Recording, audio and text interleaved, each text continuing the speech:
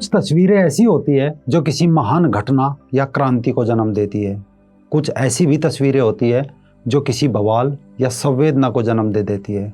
कुछ तस्वीरें ऐसी जिनसे नए विमर्श की शुरुआत होती है और कुछ तस्वीरें इतिहास के दस्तावेज के तौर पर दर्ज हो जाती है। आजकल हमारे देश में किसान आंदोलन चल रहा है। सैकड़ों तस्वीरें सोशल मीडिया पर तैर रही है। कुछ तस्वीरों में बच्चों का भी इस्तेमाल किया गया है तो कुछ में अंधाता भी अपनी आवाज़ उठा रहे हैं।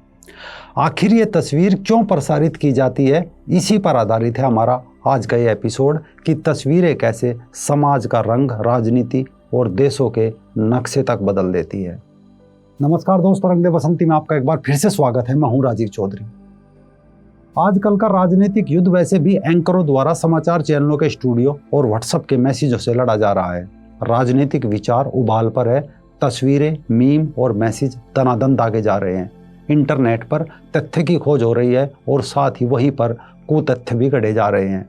विश्लेषण कम और चुटकुले ज़्यादा साझा हो रहे हैं। इन सब में पर एक अच्छी बात देखी जा सकती है कि जहां अभी तक फैमिली व्हाट्सएप ग्रुप में दो ही तरह के मैसेज चलते थे, एक तो सुबह का सुविचार और दूसरा दिन भर का पति पत्नी के चुटकुले, लेकिन अब उंगली की थपथपाहट पर राजनीति भी आ गई है। लेकिन ये किस तरह से आई, ये अभी भी सोचने का विषय है।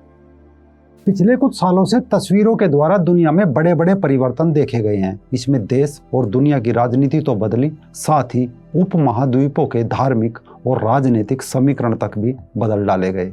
वामपंथी पूरे एहतियात के तौर पर तस्वीरों का इस्तेमाल करते हैं और संवेदना का पूरा लाभ उठाते हैं। संवेदना के इस गेम को अगर एक एक करके समझे तो ये कुछ इस तरह है। 2 सितंबर 2015 की एक तस्वीर है। इस तस्वीर में सीरिया का एक बच्चा एलन कुर्दी है, जिसके शव का चित्र पूरे विश्व में सुर्खियों में आया था और सीरिया में गृह युद्ध की विभीषिका का प्रतीक बन गया।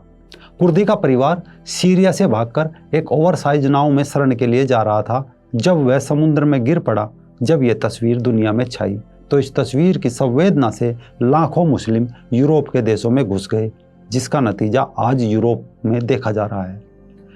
कहने को एक तस्वीर थी, लेकिन इसने यूरोप का पूरा धार्मिक समीकरण बदल कर रख दिया।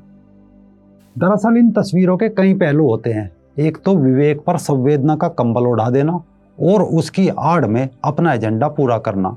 आम सोशल मीडिया यूजर्स इसे समझ ही नहीं पाते। वामपंथियों के लिए वह सिर्फ संवेदना का चारा होता है कि बेटा बिना डकार के खाए जा। ऐसी एक नहीं, बहुत सारी तस्वीरें हैं। ये एक तस्वीर है अल साल्वाडोर के रहने वाले ऑस्कर अल्बर्टो मोंटेनेज की, जो अपनी 23 महीने की बेटी के बेहतर भविष्य के लिए नदी पार करके अमेरिका में घुस रहा था। उनके साथ उनकी पत्नी भी थी, लेकिन पानी के तेज बहाव में बाप और बेटी दोनों बह गए। तस्वीर में बेटी का सिर पिता के टी शर्ट के अंदर था। ये तस्वीर दुनिया भर में प्रसारित की गई, यहाँ तक कि एक घुसपैठिया के लिए अमेरिका के राष्ट्रपति डोनाल्ड ट्रंप को भी इसके लिए संवेदना व्यक्त करनी पड़ी थी। अब अगर भारत की बात करें तो कानून के अनुसार यहाँ पर यौन अपराधों के पीड़ितों की निजता और पीड़ितों की पहचान जाहिर करना सख्त मना है। लेकिन कठुआ केस में भारत की मीडिया ने इस कानून की जमकर धज्जियां उड़ाई, फोटो वायरल किए, जिसके बाद दिल्ली उच्च न्यायालय ने मीडिया घरानों को फटकार लगाई और जम्मू कश्मीर पीड़ित मुआवजा कोष में 10-10 लाख रुपए देने का भी निर्देश दिया। ऐसा नहीं था कि मीडिया घरानों को इस कानून का ज्ञान नहीं था, बस एक एजेंडे के तहत या कहो किसी तरह हिंदू धर्म को और उसके आस्था स्थलों को बदनाम करने का यह सोचा समझा षड्यंत्र था, जिसमें वे काफी हद तक सफल भी रहे और दुनिया में भारत की छवि पर दाग लगाने की कोशिश भी की। ऐसा नहीं है कि तस्वीरों का हमेशा गलत ही प्रयोग हुआ है, नहीं, कुछ तस्वीरें ऐसी रही जिन्होंने इतिहास बदल दिए। ये तस्वीर डेरोथी काउंट्स नाम की एक महिला की है। ये पहली श्वेत लड़की है जिसे गोरों के स्कूल में एडमिशन मिला। एडमिशन जितना चुनौती भरा था, उससे ज़्यादा मुश्किल था वहाँ खुद को बनाए रखना। 1957 में सेलेट हैरी हार्डिंग हाई स्कूल में एडमिशन लेने के बाद डेरोथी को स्टूडेंट काफ़ी चिढ़ा करते थे, ताने कसे मजाक बनाया, लेकिन हार नहीं मानी। आगे चलकर अमेरिकी नागरिक अधिकारों का एक सशक्त चेहरा भी बनी।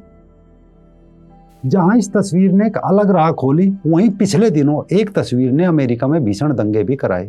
अमेरिका के मिनियापोलिस में श्वेत शख्स जॉर्ज फ्लॉयड की पुलिस के हाथों मौत के बाद पूरे अमेरिका में उसके फोटो वायरल हुए, जिसके बाद हिंसक प्रदर्शन हुए। मोनोपोलिस में हजारों लोगों ने कर्फ्यू तोड़कर हिंसक प्रदर्शन किया। वाशिंगटन में प्रदर्शन को देखते व्हाइट हाउस तक बंद करना पड़ा। Detroit, Atlanta, New York, Phoenix, Denver, Las Vegas, Los Angeles में भी उपद्रव, आगजनी और तोड़फोड़ की घटनाएं हुई। यानी तस्वीर परोसने वालों का मकसद सफल रहा और एक तस्वीर ने अमेरिका का चुनाव पूरा पलट डाला।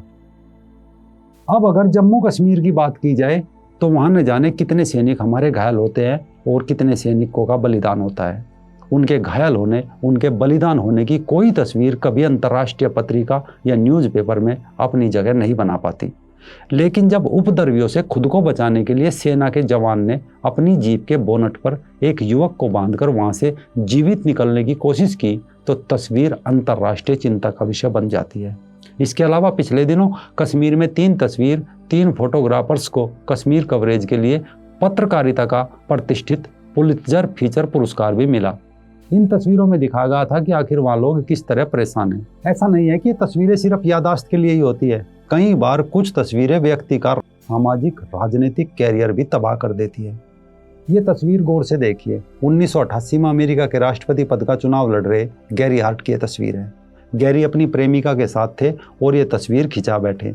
उनकी यह तस्वीर मीडिया में आई और उनका राजनीतिक कैरियर हमेशा के लिए खत्म हो गया।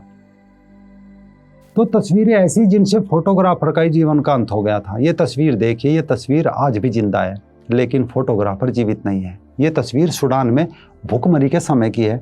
फोटोग्राफर केविन कार्टर ने यह तस्वीर ली थी।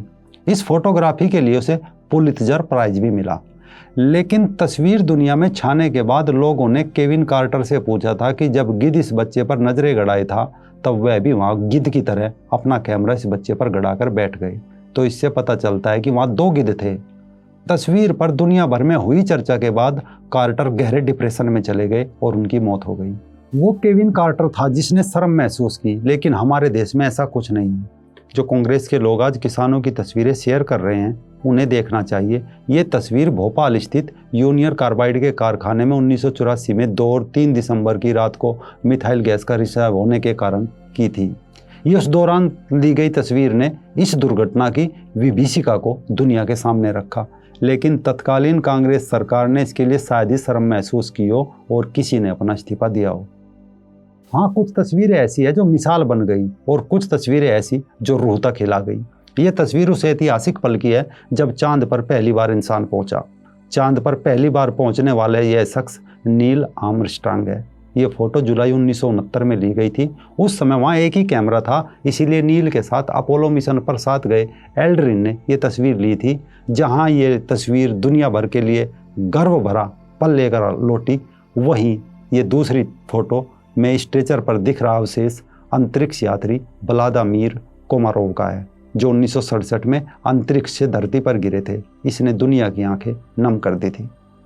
कहने का अर्थ है, चाहे वियतनाम युद्ध की तस्वीर हो या चीन के जुल्म की कहानी बयां करती थियामन चौक की तस्वीर हो, तस्वीरों से बड़े बड़े समीकरण बदले जा चुके हैं। और आज तो कमाल ये है कि फेक तस्वीरें भी हिंसा और दंगों का माध्यम बन जाती है। इसलिए मुद्दा ये नहीं है कि आप किसका समर्थन करते हैं और किसका विरोध। सवाल यह है कि समझिए कहीं कोई तस्वीर दिखाकर आपके मत और विचार को बदलने की कोशिश तो नहीं कर रहा है। बेशक तस्वीरों का मजा लीजिए या संवेदना व्यक्त कीजिए, लेकिन दिमाग का पर्दा खुला रखिए, क्योंकि आज संवेदना के डाकू वामपंथी लोगों के विवेक पर तस्वीरों की संवेदना का पर्दा डाल रहे हैं। इस कारण तस्वीर देखकर अपने सोचने समझने की शक्ति